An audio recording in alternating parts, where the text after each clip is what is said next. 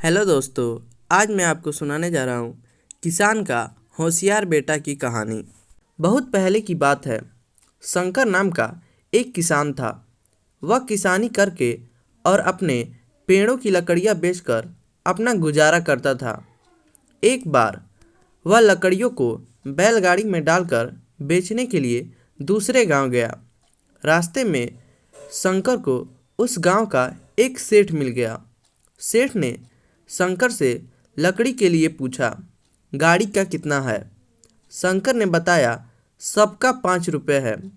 सेठ ने कहा, ठीक है, मैं यह खरीद रहा हूँ, इसको तुम मेरे घर पर छोड़ दो। शंकर लकड़ी से भरी बैलगाड़ी लेकर सेठ के घर पहुँच गया। शंकर ने लकड़ियाँ सेठ को दी, पैसे लिए और अपनी बैलगाड़ी को लेकर आने लगा तो सेठ बोला, हमारी पूरी गाड़ी की बात हुई थी, अब यह बैलगाड़ी तुम नहीं ले जा सकते। शंकर ने कहा, ऐसा थोड़ी होता है। सेठ ने कहा, तुमने गाड़ी का 5 रुपये का वचन दिया है, अब तुमको अपने वचन का पालन करना चाहिए। व्यापार में वचन बहुत मायने रखता है। शंकर के काफ़ी समझाने के बाद भी सेठ नहीं माना, जिससे उसको खाली हाथ ही लौटना पड़ा। घर पहुंचने पर उसके बेटों ने बैलगाड़ी के बारे में पूछा तो उसने सेठ की करतूत को उनको बता दिया। शंकर का सबसे छोटा बेटा होशियार था। उसने सेठ को सबक सिखाने की सोची। वह अगले दिन उसी तरह बैलगाड़ी में लकड़ियाँ डालकर उसी गांव की तरफ जाने लगा। रास्ते में उसको भी वही सेठ मिल गया। सेठ ने सोचा, आज फिर एक बकरा आ रहा है।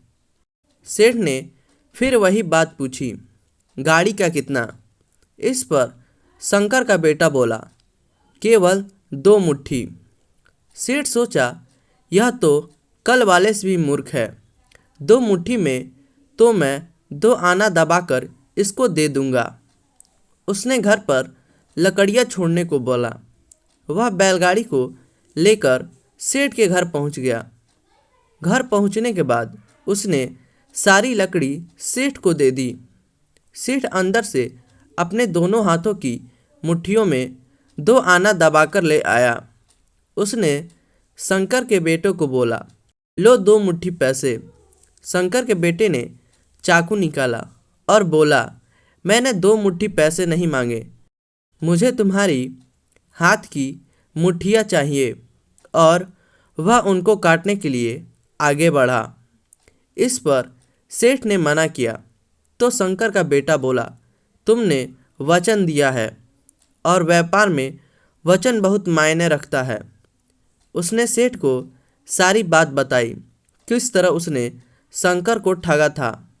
इस पर सेठ ने शंकर के बेटे से हाथ जोड़कर माफ़ी मांगी और पहले की बैलगाड़ी और लकड़ियों का उचित मूल्य दिया। इस तरह शंकर के बेटे ने अपनी होशियारी की वजह से अपने परिवार को ठगी से बचा लिया। तो दोस्तों, आशा करते हैं ये कहानी आपको पसंद आई होगी, तो आप इसे लाइक करें और हमारे चैनल को सब्सक्राइब करें। धन्यवाद।